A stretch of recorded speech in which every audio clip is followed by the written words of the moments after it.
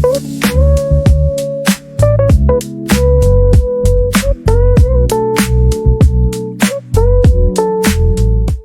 have come to the end of the series of videos on sort, so we can just do a summary on this. So the first thing we did on sort is we're introduced to sort, and we found out that we have numbers like √2, √3, okay, exponential, pi, and all these numbers are tagged irrational numbers. All right, so and those numbers again can be called sorts, but because we are dealing with just roots, and we call them sorts. So we establish the two rules of sorts, okay, that √ab is equals to √a multiplied by √b, and likewise √a divided by b, okay, √a divided by b is equals to √a divided by √b. And in the same vein, we realize that √a plus b is not equal to √a plus √b. Also, √a minus b is not equal to √a minus √b. All right, so furthermore, we learned how to convert from single sort to basic form, and from basic form back to single sort. So we know that √12 is equals to 4√3, or rather 2√3, and we can also say √25 is equals to 5√3. So it goes on like that. We can convert from here backwards and from here forward. We learned on addition and subtraction of sort, multiplication of sort, division of sorts, and the first form of division we had was where we had let's say √a, or a divided by √b, and here we'll multiply the numerator and the denominator by the denominator, which will give us a √b over b. Moving on, we moved into sorts in brackets, where we don't only consider sorts as √a or √b, but rather we can consider them as together, √a plus √b, or a plus √b, and it could also be a plus b √c. And interestingly, we can multiply these two terms together by applying the rules of algebraic expansion, and we know that the conjugate of √a plus √b is √a minus √b. Right, what is changing is the sign between them, and the conjugate also of a plus √b is a minus √b. Likewise, the conjugate of a plus b √c is a minus b √c. And when we multiply a conjugate by its term, or the conjugate of the sorts together, right, so when we say √a plus √b, it is multiplied by its conjugate of √a minus √b. This will give us √a squared minus √b squared, just like in the difference of 2 squared. And we proceed on.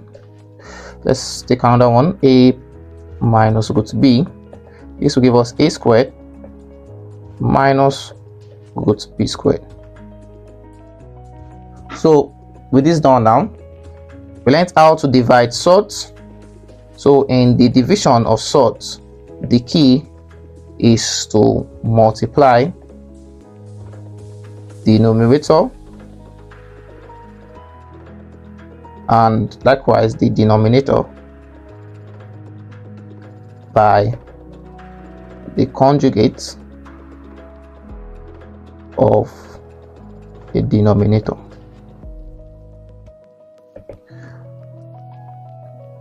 Now, this was quite interesting, so we saw various forms of example, but let's just try something. And if we say we have 5 divided by 1 minus √3, the result will be that we multiply the numerator by the conjugate of the denominator, which is 1 plus root 3, and likewise the denominator also. And also we found a way to express them in terms of forms. So if we have 1 divided by root 5 plus root 3, will give us 1 over root 5 plus root 3 multiplied by root 5 minus root 3 divided by root 5 minus root 3. Also, we got this question, we solved this question of 3 root 6 divided by 2 root 3 plus 3 root 2. And to solve this, we have to multiply it out, the numerator and the denominator, by the conjugate of the denominator. And the conjugate of the denominator in this case is 2 root 3 minus 3 root 2. 2 root 3 minus 3 root 2. So the whole essence of performing rationalizing of the denominator is to ensure that the denominator is now a whole number, just like we saw here, from root b to b.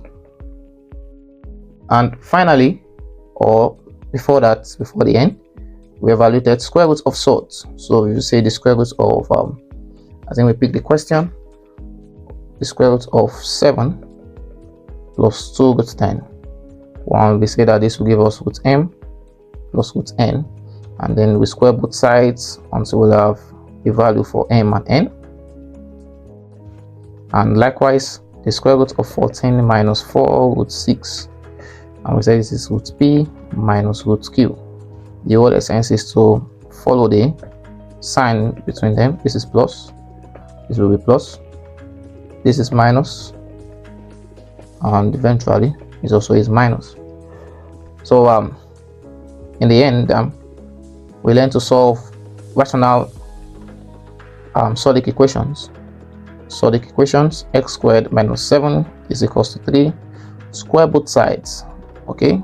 Or let's say 3x plus 4, 2 plus x is equals to 36. Keep on squaring both sides, and this was the last question we solved, which was quite interesting. Plus x plus 1 is equals to 7. So we keep squaring both sides until we'll have a final answer of x, and at the end we ensure to check. So this brings us to the end of the series on sorts.